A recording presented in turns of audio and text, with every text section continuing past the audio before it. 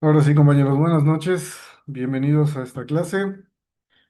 Les recordamos que continuamos con este ciclo de la capacitación para el curso básico en protección radiológica, nivel personal ocupacionalmente expuesto. Mi nombre es Rogelio Rivera y hoy les voy a dar el tema eh, detección y medida de la radiación. Vamos a hablar también un poquito de dosimetría. Y bueno, primero quiero empezar con dudas de las clases que llevamos hasta ahorita. Si tienen alguna duda, por favor, se me lo escriben en el chat.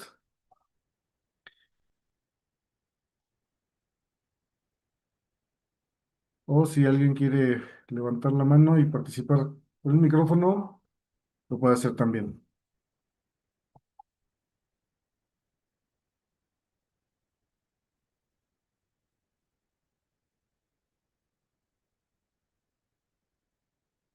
Les recordamos que estas capacitaciones las traemos en Ascar Radiaciones, una empresa dedicada a la asesoría, capacitación y gestión en materia de protección y seguridad radiológica, también con la River y Asociados, en asociación con Universidad Secami.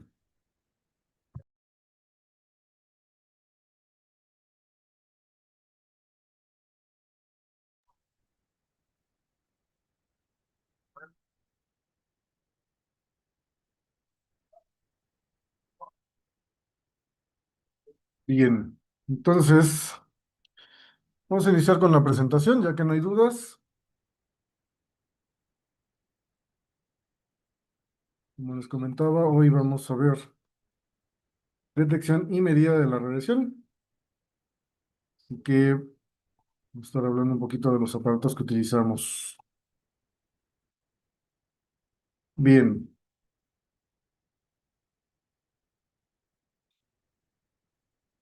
¿por qué es importante? ¿Por qué es importante estar midiendo constantemente la dosis de radiación de las personas que se están exponiendo a las fuentes radiactivas? Pues como ya vimos antes, la radiación crea cierto daño a nivel celular, a nivel tejido en las personas, así que para nosotros es muy importante tener ese control. ¿Cómo lo vamos a hacer? Obviamente la ciencia nos ha dotado, ¿verdad?, de algunos equipos que pueden detectar la radiación. Recuerden que la radiación ionizante no se puede ver, no se puede eh, oler, probar. De repente podríamos, dependiendo de cuánta radiación nos estemos exponiendo, podemos llegar a sentir un poco de elevación de la temperatura en la piel, por ejemplo, a cierto nivel de dosis de radiación, pues ya empezamos a sentir un poquito de calorcito, ¿verdad? Equivalente como cuando salimos en un día soleado, ahorita que nos comentaban ahí en el chat, ¿no? Que cómo nos va con la lluvia. Ahorita a lo mejor no sentimos ese calor, pero de repente cuando se despeja y así, pues ya empezamos a sentir ese calorcito, ¿no? Lo mismo con la radiación. ¿Sí? Recuerden que la radiación tiene mucha similitud con cómo funciona la luz, en este caso también la luz del sol. Si nosotros ponemos un foco y lo encendemos, después de un rato también se empieza a sentir calorcito. Eso es lo que se siente con la radiación. ¿Vale? Ahorita vamos a ver un poquito de eso. Entonces, primeramente, el concepto de radiación, ya sabemos que es emisión de energía en forma de partículas, en forma de ondas electromagnéticas. Ya hablamos de los tipos de radiación, alfa, beta y gamma, y pues también los rayos X. ¿Va? Siendo estos dos últimos la radiación electromagnética, que es la que se comporta como la luz. La intensidad es el número de partículas que se están emitiendo por unidad de tiempo. Recordamos el concepto de actividad también, que es el número de procesos de desintegración nuclear que llega a tener una muestra radiactiva, de un material radiactivo. Ujú. En el caso de, por ejemplo, de los generadores de rayos X, bueno, eso se regula con el amperaje, con la corriente que le estamos suministrando al equipo. Y la energía, por otra parte, es qué tan fuerte es la radiación. ¿Sí? Si nosotros pensamos en una radiación que estamos recibiendo por partículas cargadas, como son la radiación alfa, la radiación beta o los neutrones, esas no son partículas cargadas, pero son partículas físicas, son partículas que tienen masa. Entonces, esos van a transportar energía cinética, ¿sí? El movimiento. ¿Qué tan rápido se mueve? Esa es la energía que tienen. En cuanto a la radiación electromagnética, recordamos que es un poquito diferente, ya que no poseen masa y todos se mueven a la velocidad de la luz. Entonces, ahí la energía se mide de manera diferente.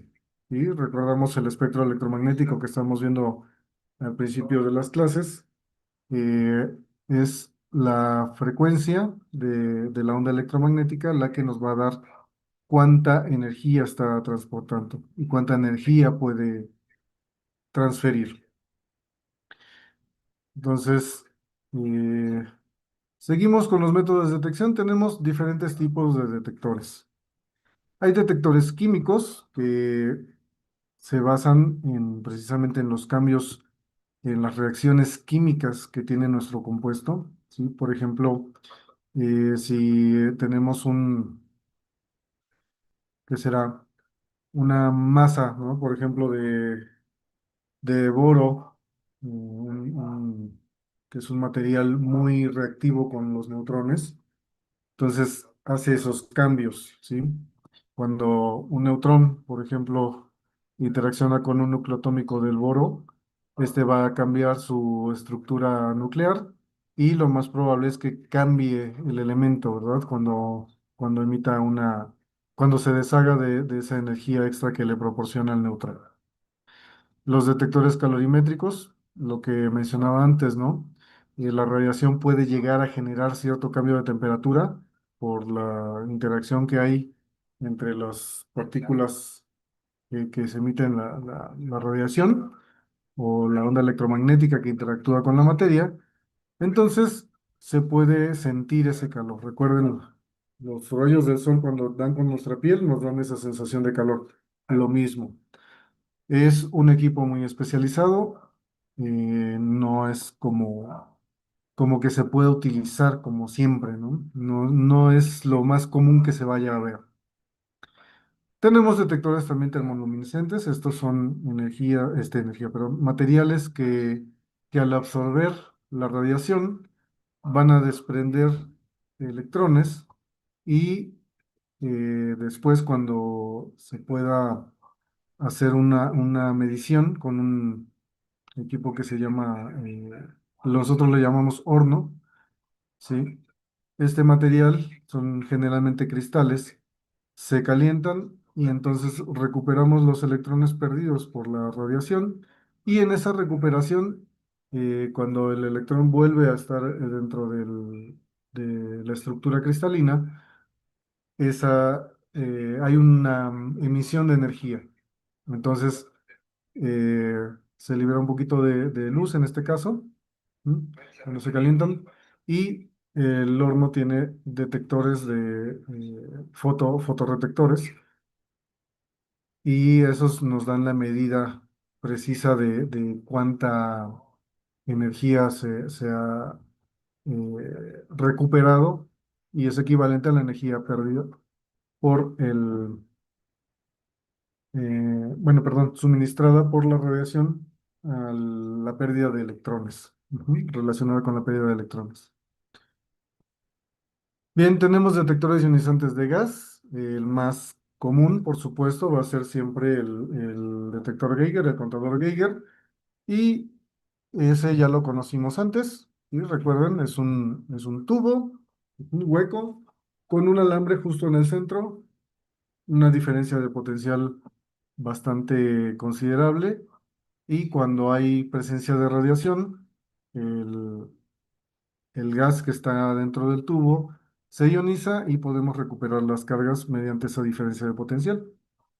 ¿Mm? El detector proporcional es un poquito diferente. Ese se utiliza más cuando tenemos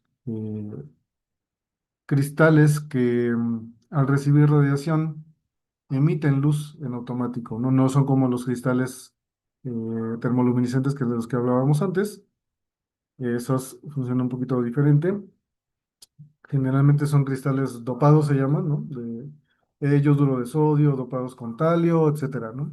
Ahí después van a conocer algunos otros materiales que se utilizan. Y lo que hace el detector proporcional es que cuando detecta un fotón, este va a emitir una cascada de corriente, ¿sí? Hay materiales que son muy sensibles a la luz. Entonces, esos van a hacer efecto fotoeléctrico y van a permitir hacer eh, este efecto de cascada eléctrica, ¿vale? Las cámaras de ionización son equipos bien especializados. Esos se utilizan para hacer dosimetría de alta precisión. Si alguien llega a dedicarse a lo que es el uso de equipos en radioterapia, van a conocer esas cámaras de ionización. Son unos implementos muy pequeños, ¿sí? Que se colocan en un espacio determinado para poder realizar la medición. Hay que considerar muchas condiciones que permitan hacer esa medida y pues son de los equipos más precisos que hay, ¿vale? Aquí vamos a ver lo que les comentaba, ¿no? Con el contador de centelleo, con el tubo, el contador proporcional. Estos materiales, como les comentaba, al recibir radiación emiten pulsos de luz, luz visible. No esperen ver que brillen, ¿no? De hecho, deben estar muy bien cubiertos, bien sellados para que la luz ambiental, ¿sí? La luz natural, no afecte a la medida, ¿sí? Estos se amplifican por el tubo fotomultiplicador, que es lo que comentaba antes, y pues tienen un uso muy versátil.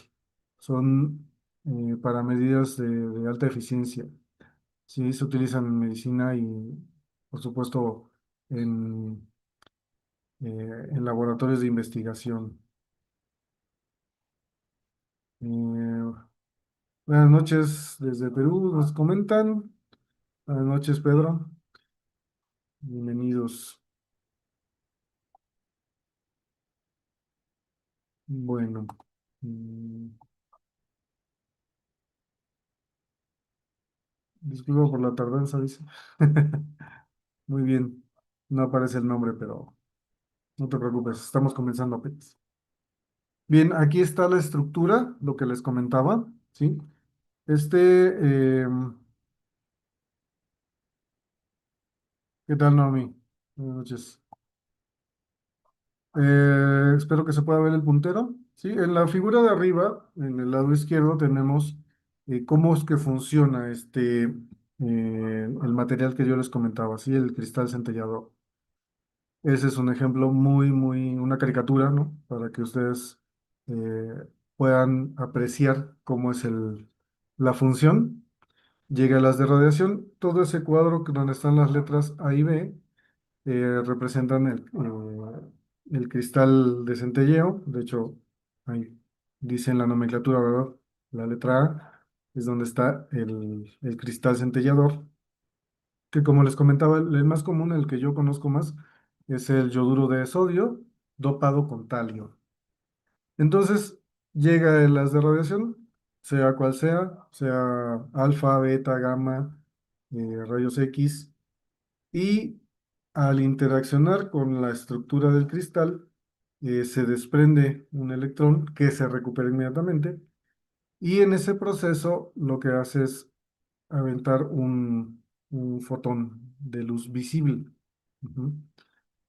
Esa es la razón por la cual debe estar perfectamente, eh, ¿cómo decirlo? Cubierto, ¿no? Para que ningún ningún fotón externo de la luz ambiental llegue a contaminar nuestra lectura.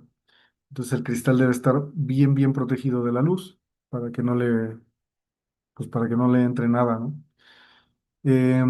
Entonces, ese fotón de luz que se libera desde el cristal se va hacia el tubo fotomultiplicador. Ujú.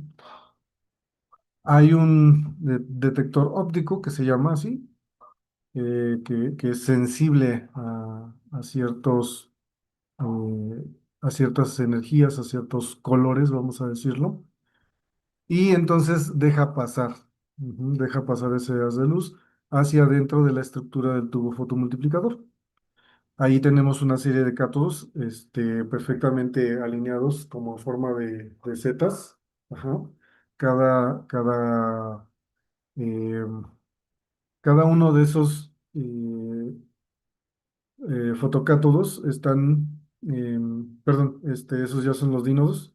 Cada uno de ellos ya están formados como en esa forma de C y empalmados hacia formas de Z. Ujú. Entonces, cuando llega el haz de luz que dejó pasar el contacto óptico, ese, ese dínodo es el que tiene las propiedades de sensibilidad para poder hacer efecto fotoeléctrico y como todos están cargados, todos los demás tienen una cierta carga, hace que los electrones que se liberan vayan hacia el otro y esa misma cantidad de energía que recibe del electrón liberado se repliega a los demás, liberando cada vez más electrones. Ujú. Por eso se llama fotomultiplicador, porque con un solo fotón nosotros podemos hacer una cascada más grande de electrones y recibirlo en la señal de salida. Bien, en la figura de abajo vemos cómo funciona más el esquema en movimiento. Ujú. Típicamente, la multiplicación que hace cada uno de esos dinodos es de alrededor de 10, ¿sí? Entonces, por cada fotón que llega hacia el primer dinodo, se van a liberar 10 electrones aproximadamente. Y dependiendo de cuántos dinodos haya, pues vamos a recibir más o menos lectura. Y nosotros debemos ser capaces de poder eh, ajustar, calibrar nuestro equipo, ¿verdad? Para poder tener una lectura bien precisa de la radiación que se está recibiendo. Bueno, los detectores de neutrones funcionan un poquito diferente. Ujú. Recuerden que los neutrones no tienen carga, por lo tal es difícil que se genere una carga eléctrica a partir de su detección, ¿sí? De su interacción. Entonces, generalmente los detectores estos van a estar basados en las reacciones nucleares, lo que les decía hace un rato, ¿no? Los detectores químicos. Entonces, primero, los detectores de neutrones los van a ver, son grandes, como lo que vemos ahí en la figura, a diferencia de, por ejemplo, el Geiger que les traje la otra vez. Ujú. Em, Estos van a estar cubiertos de parafina para poder reducir un poquito la velocidad de los neutrones en caso de que haya neutrones rápidos. Eh, y cuando estos pasen realmente ya dentro de la cámara, donde están pues los elementos químicos, ¿verdad? Los radioisótopos que van a servir para detección, entonces ahí van a interaccionar realmente. Entonces, para eso vamos a necesitar que sean neutrones lentos. Eh, Como les mencionaba antes, va a haber detectores con boro 10, ya más específicamente. Ese al recibir un neutrón, se va a hacer inestable y va a emitir partículas alfa. Puede ser también con helio 3, que igualmente va a producir eh, deuterio, tritio y otros radioisótopos que sí van a poder generar partículas cargadas, ¿no? Como el caso del boro, emite o decae en alfa. Entonces la partícula alfa sí la podemos detectar con instrumentación electrónica. Ujú. Para los neutrones rápidos, pues es otra configuración y se basan en la dispersión elástica o reacciones de tipo neutrón-protón o neutrón alfa, como es el caso del boro. ¿Mm? Eh, Va a haber ahí diferentes materiales que van a encontrar, que se llaman plásticos centelladores, que van a funcionar un poquito como como los que veíamos anteriormente. ¿Mm? En donde se requieren realmente detectores de neutrones, pues por ejemplo en las centrales nucleares, ¿no? Que es típico de las reacciones que generan energía, ¿no? Como la fisión, como tenemos en el caso de México la Laguna Verde, que es una central nuclear, nucleoeléctrica.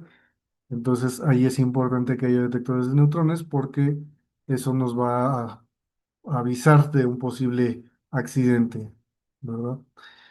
Bien. em, los calibradores de dosis son, como este que ven en en la figura, son cilindros huecos también que donde se puede meter una muestra de material radiactivo. Esto es muy utilizado en lugares donde se administran radiofármacos, ¿verdad? En medicina nuclear. eh, y pues nos sirve mucho para saber exactamente cuánta actividad tiene nuestra muestra radiactiva. ¿M? Es más que un calibrador de dosis, es un activímetro, aquí en este caso. ¿M?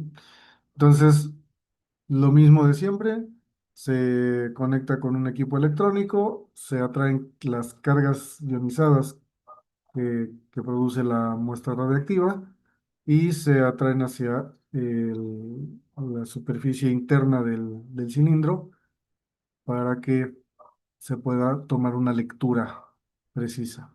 ¿Mm? Bien. La cámara Anger, y es otro tipo de detector, utiliza eh, tubos fotomultiplicadores. Esta cámara se utiliza mucho en radiodiagnóstico. Es una cama donde meten al paciente, se le inyecta el material radioactivo, el radiofármaco, y se mete a un escáner. Ujú. Entonces, desde dentro del paciente se empieza a emitir la radiación y nosotros podemos ver dónde se concentra el radiofármaco. Entonces, toda esa estructura que ustedes ven ahí, donde está el colimador, donde están los tubos fotomultiplicadores, la cámara electrónica, ujú, funciona exactamente como les expliqué antes con el tubo fotomultiplicador. El colimador sirve para que precisamente donde se está emitiendo la radiación, solamente pasen los haces que están dirigidos en ese sentido. Bien, em, esta es una cámara Anger, también llamada gamma cámara, una cámara que detecta radiación gamma. ¿Sí? Generalmente los radioisótopos que se administran, en este caso al paciente, son el flúor 18 ujú, en forma de glucosa.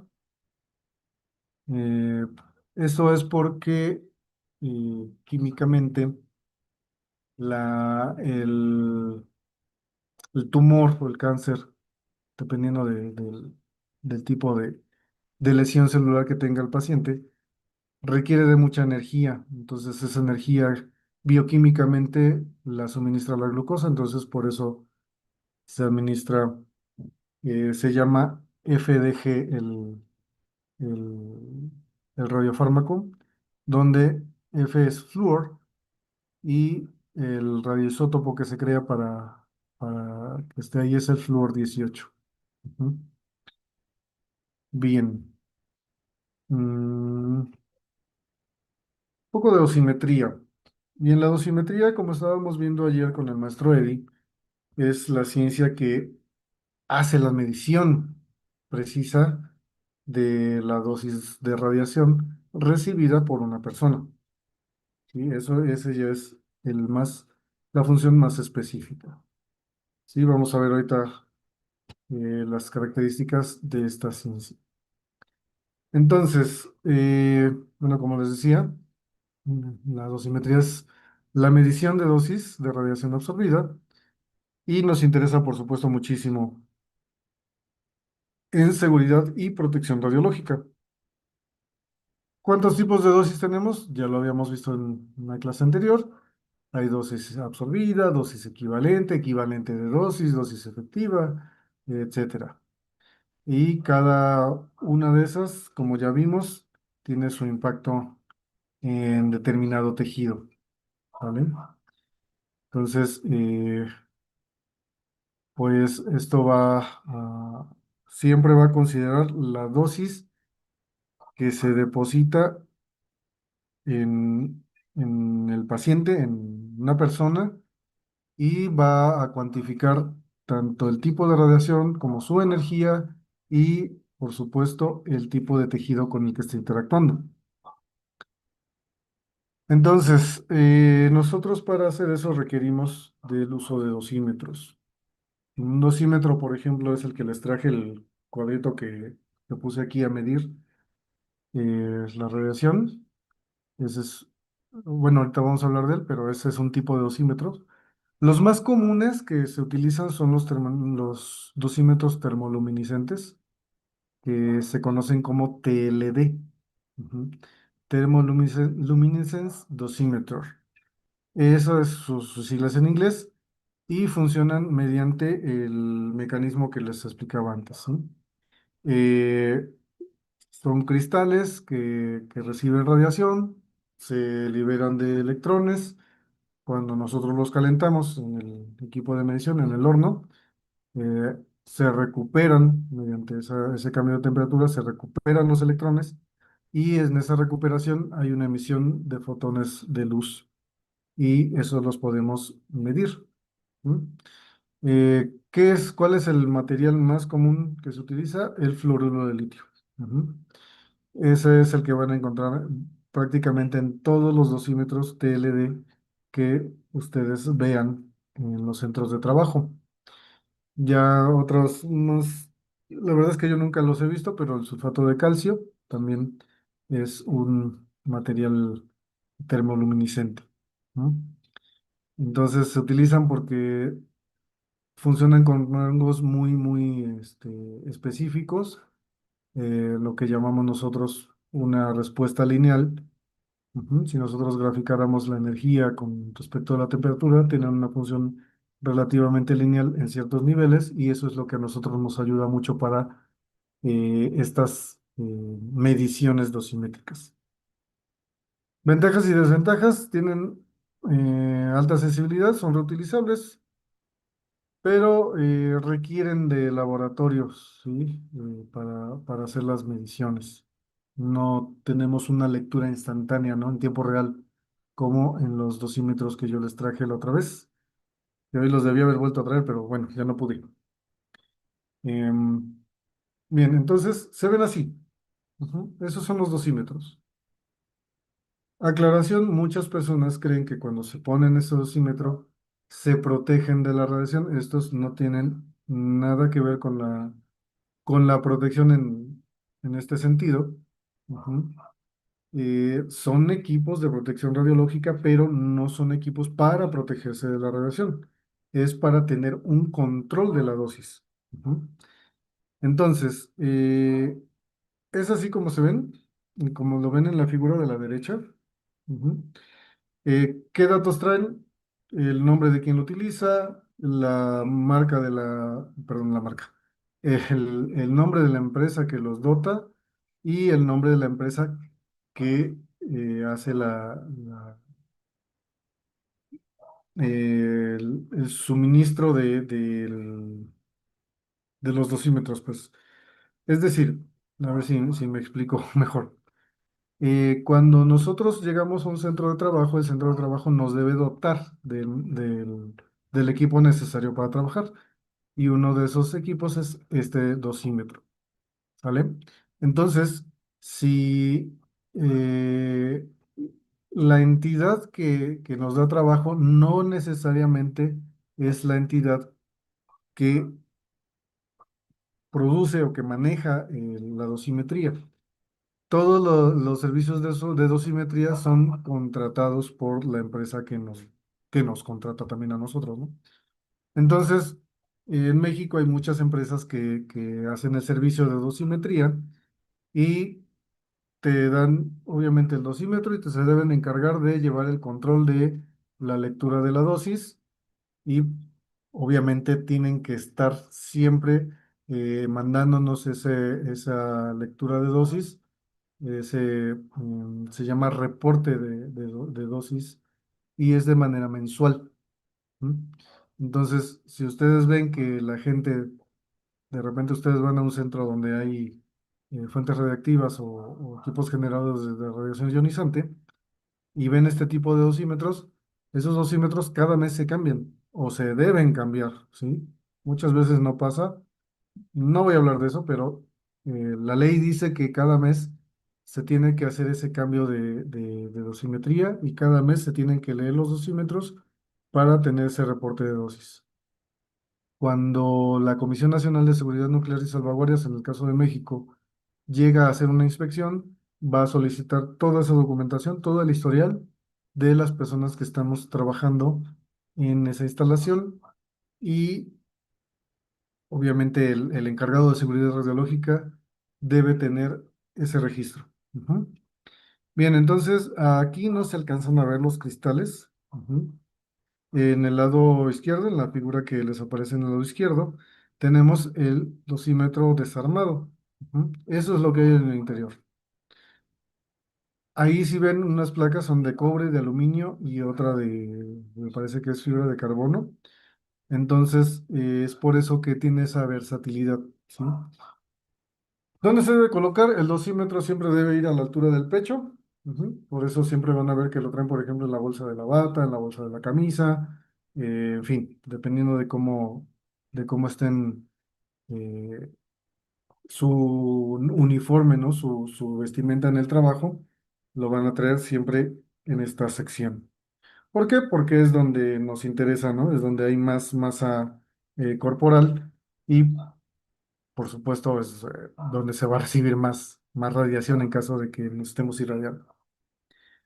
Entonces, esos huecos que se ven ahí en la parte de hasta abajo es donde van los cristales y coinciden exactamente donde están las plaquitas que les menciono, ¿sí? Estas de aquí, esta es de cobre, esta es aluminio, esta es, les digo que creo que es fibra de carbono, la verdad es que no me acuerdo, y acá no lleva nada. Ujú. Entonces, este es como el que va a recibir más radiación, digamos. Sí, este es el que nos va a dar la lectura de fundamental y todos los demás son para cubrir las necesidades de cuando hay diferentes energías, ¿vale? Recuerden que cuanto más energía va a ser más mayor la penetración y la densidad eh, del material con el que nos debemos proteger, pues debe ser mayor. Entonces, por eso hay diferentes plaquitas ahí para cubrir el cristal termoluminiscente. Bien, dosímetros de lectura directa, como el que les traje la otra vez, ya les mencionaba. Sí, esto funciona exactamente como el contador Geiger. Sí, tiene un espacio ahí vacío, bueno, vacío entre comillas, ¿no? Una cámara de aire en donde cuando llega la radiación ioniza esa parte del gas y se toma la lectura. Hay gran cantidad de estos, ¿no? Este es solo un ejemplo. Hay dosímetros tipo pluma que son pues un tubo, ¿verdad? Se coloca así como si fuera un bolígrafo. Ahí lo andas trayendo. Y tiene un filamento que se conoce como electroscopio. Ujú. Entonces, conforme se va irradiando el interior de esta pluma, el hilo, el alambre se va cargando y se va hacia un lado, ¿sí? Se empieza a mover como si fuera la aguja de un, ¿Qué será un mejor ejemplo? Es que si les digo de un contador Geiger, no les he mostrado un Geiger con medición de aguja, pero bueno, es como un medidor, ¿no? Entonces, después se lleva a un equipo donde se conecta y al conectarlo mide la corriente que acumuló, la carga que acumuló el filamento, y entonces podemos saber cuánta dosis equivale esto. Los dosímetros personales electrónicos, como es el caso de este, hay dosímetros, em, pues básicamente con las mismas características, pues son más pequeños. Ujú. Entonces, ahí son muy, muy, muy necesarios. De hecho, básicamente en la mayoría de los servicios van a encontrar que hay este tipo de detectores porque requerimos conocer justo en el momento cómo se está comportando la radiación, ¿sí? Evidentemente, al tenerlos a la mano, nos van a permitir mantener nuestros límites de, eh, de radiación bien controlados, ¿sí? Nos vamos a dar cuenta inmediatamente si sube el nivel de radiación y podemos tomar las medidas necesarias de acuerdo con el protocolo de seguridad radiológica. Bien, continuamos. Estos son los monitores de área, ¿vale? En la imagen que ven ahí. Estos equipos se utilizan mucho como para mantener el- la lectura igualmente en un lugar donde no vamos a estar tan frecuentemente, ¿no? Como puede ser una sala de radioterapia, una sala de rayos X, em, donde se utilice braquiterapia, etcétera, ¿sí? Incluso también si de repente llegan a trabajar en un almacén donde hay fuentes radiactivas, tener un monitor de área va a ser un requisito esencial.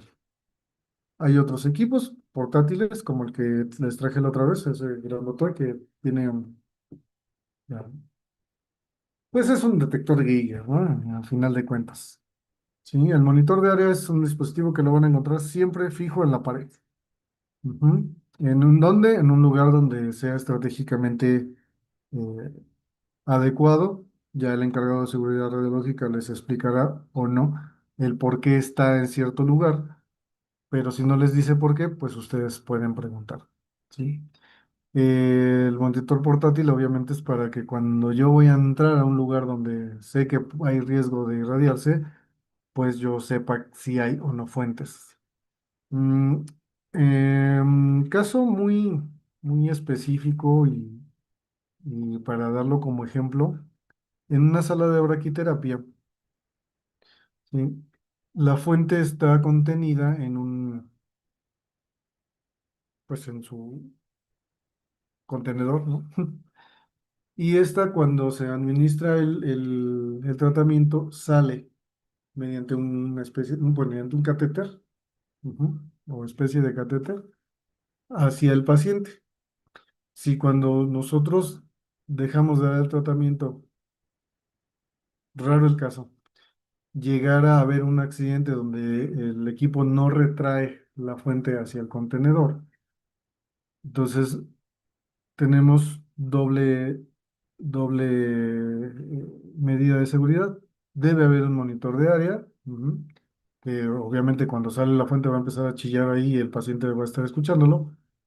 Y si este no llegara a funcionar, cuando nosotros entramos a la sala para ver al paciente, para hacer el procedimiento de extracción de la sala, nosotros debemos llevar siempre el monitor, en este caso el contador Geiger, y para asegurarnos que efectivamente no está la fuente fuera del contenedor y evitar, por supuesto, que se le vaya a quedar al paciente adentro, ¿no? Bien, entonces, pues esa es la importancia de tener eh, monitores de este tipo. La calibración de los dosímetros es algo bien, bien específico, bien preciso, ¿sí? En México tenemos solamente un centro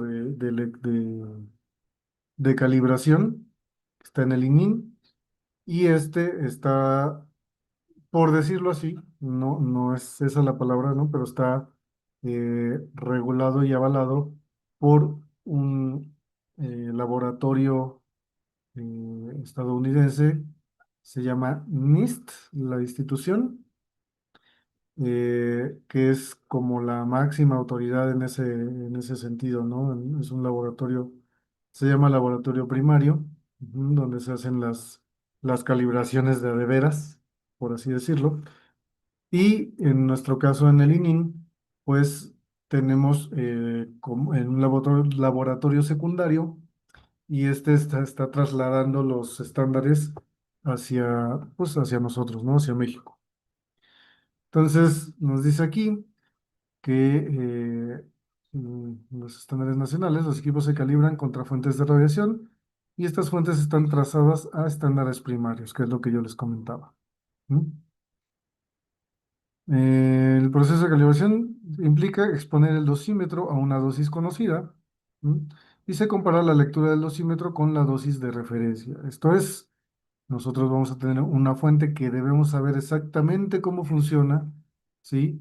De qué tipo es, qué tipo de radiación emite, cuál es su vida media, cuál es el factor de exposición y todas las medidas que ya les comentó ayer el maestro Eddie, y todo esto va a ser mediante un cálculo matemático y debe coincidir exactamente con lo que se está midiendo. Y ahí la importancia de la calibración. ¿Sí? Todos los equipos que ustedes vean deben tener una etiqueta de calibración y deben calibrarse, deben mandarse a calibrar cada año. Ujú. Eso es importantísimo. ¿Por qué? Porque nosotros no sabemos qué tanto le habrá afectado nuestras condiciones ambientales a nuestros equipos de detección, ¿sí?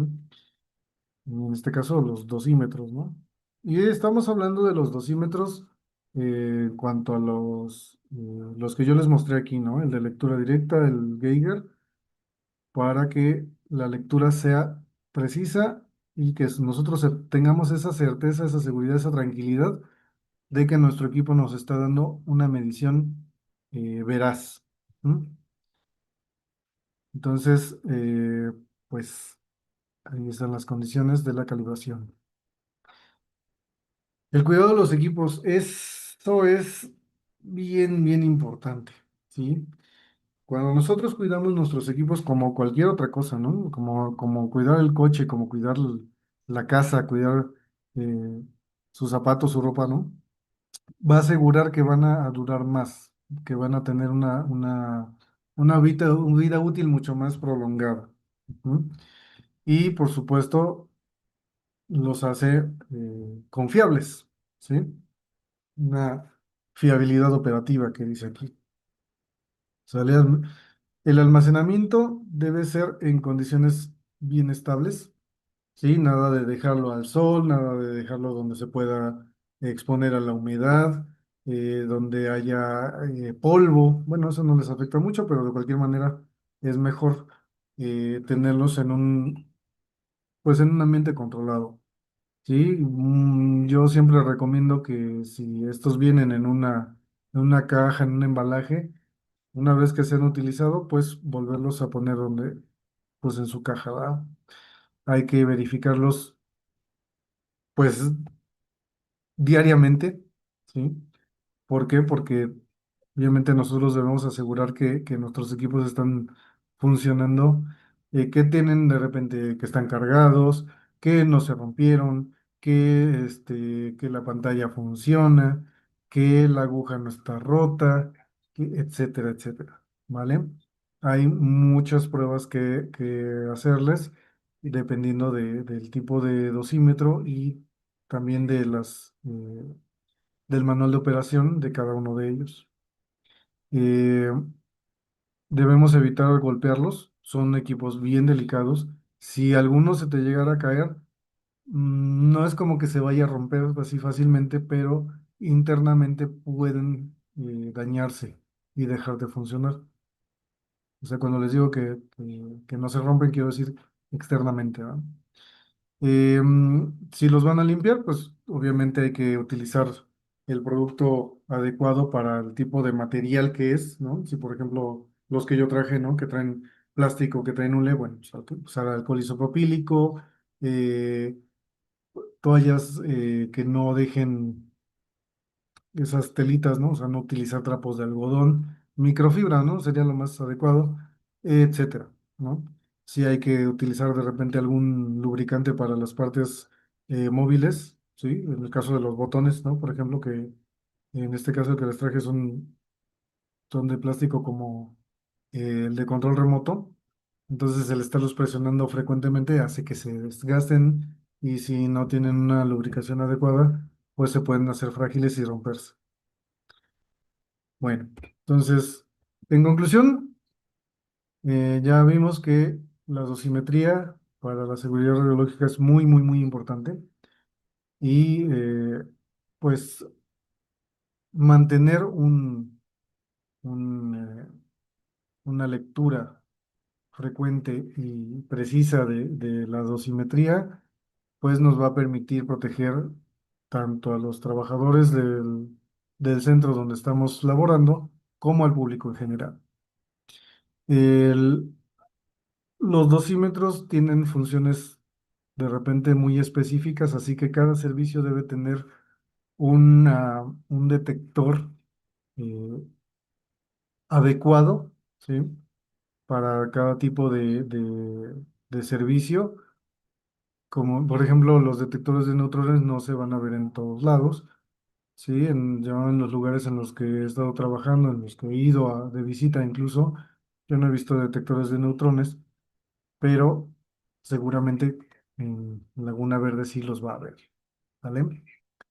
Y por supuesto, hay que capacitar al personal, hay que hacer monitoreos constantes, hay que hacer evaluaciones constantes de la capacitación del personal para mantener los estándares de seguridad,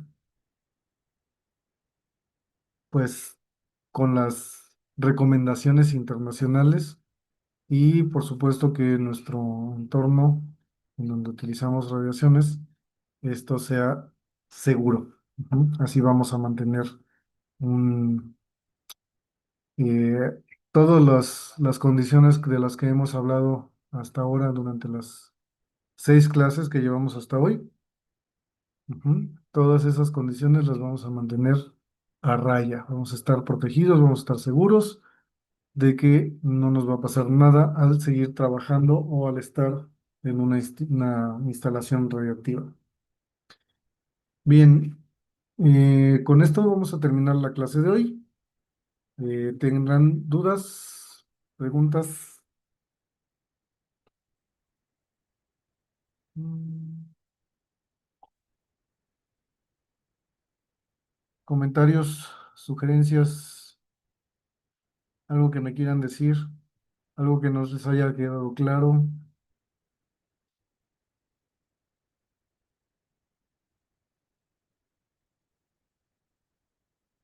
De nada, Carlos, gracias a ti.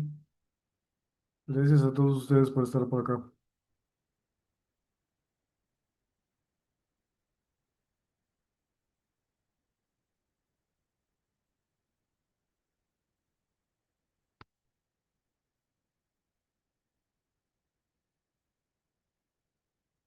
Ah, muy bien, Carlos, pues si quieres mandarnos un mensaje, con gusto te damos más información. Bueno, compañeros, si no hay dudas, les agradezco mucho su atención. Muchas gracias, Alaña. No, hombre, gracias a ti por estar acá. Eh, ¿Qué estaba haciendo? Ah, sí, si no hay dudas, les agradezco mucho la atención que me prestaron hoy. Fue una clase corta, me disculpo. Voy a tratar de después poder compensar o, a ver, bueno, no, pues no. Bueno, entonces, pues muchas gracias. Diana, gracias a ti. Vamos a cerrar por acá. Entonces, la próxima clase es el lunes. Ujú. Vamos a tener la clase de efectos biológicos. Ujú. Un poquito de radiobiología, ya vamos a ver. Efectos biológicos de la radiación. Y vamos a ver cómo actúa la radiación a nivel celular y cómo es el daño que produce la radiación. Naomi, la constancia ahí en el grupo donde te llegó la invitación al el enlace, ahí te pueden busca a cualquiera de los que somos administradores y con gusto te tomamos los datos. Ah, caray. Bueno, a ver, entonces te voy a pasar el número. Bueno, te doy mi número, lo voy a escribir aquí: 5510 12 81 89.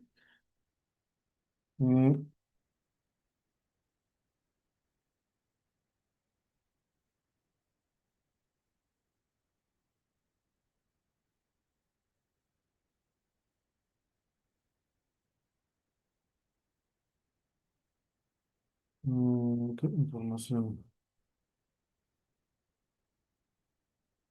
para Constancia? Listo. Sí, ahí me mandas un mensajito y ya te damos más información. Igualmente, si quieren ver las clases anteriores, si quieren una constancia por cada una de las clases, igualmente pueden contactarnos y con gusto les damos información y les hacemos llegar sus constancias. ¿Sale?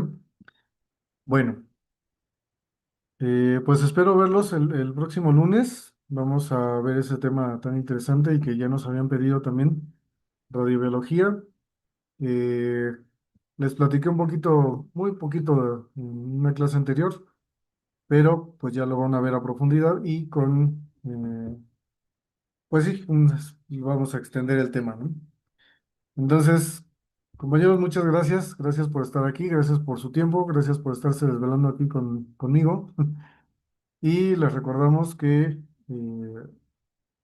Ascar Radiaciones, Land River Asociados y Universidad Secami hacen posible estas clases, estas capacitaciones y pues las hacen llegar hasta ustedes. Muchas gracias por estar acá y nos vemos en la siguiente clase. Que estén muy bien, descansen, duerman mucho y pues nos vemos el lunes. Cerramos en 5, 4, 3, 2, 1. Saludos.